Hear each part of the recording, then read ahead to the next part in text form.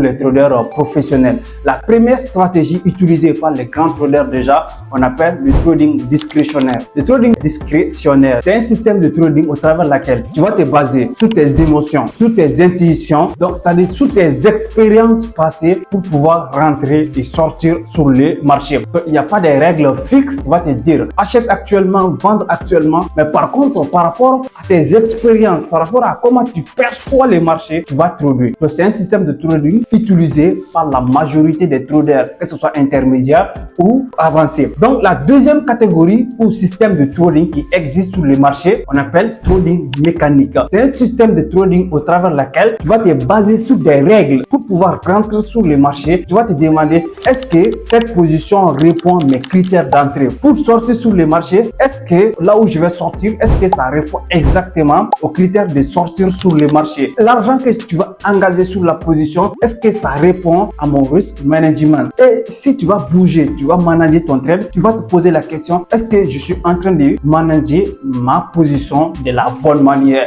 C'est-à-dire tout ce que tu fais, c'est gouverné par des règles bien précises que tu as adoptées, que tu as appris, mais pas de façon discrétionnelle, c'est-à-dire pas de façon émotionnelle. Donc voici les deux catégories de trading. Tu te demandes la question maintenant, quelle est la meilleure entre les deux? Un bon système de trading est composé l'ensemble de ces deux catégories ou de ces deux stratégies de trading, c'est-à-dire 90% mécanique et 10% discrétionnaire. Donc c'est ce qu'on appelle market mécanique approche. Donc market mécanique approche, c'est un système de trading au travers laquelle tu vas développer des stratégies concrètes et aussi prendre en compte tes émotions. C'est-à-dire il y a certains moments où tu dois absolument rentrer et sortir sur le marché, mais ça représente que 10%, c'est que tes émotions, voilà, c'est que tes intuitions va gouverner. Et par contre, en appliquant 90% mécanique, tu apprends tout ce qui est les order blocks, tout ce qui est le supply demand zone, tout ce qui est les order flow, tout ce qui est market structure, tout ce qui est fair value gap et plein d'autres. Donc, j'ai enseigné dans mon programme de trader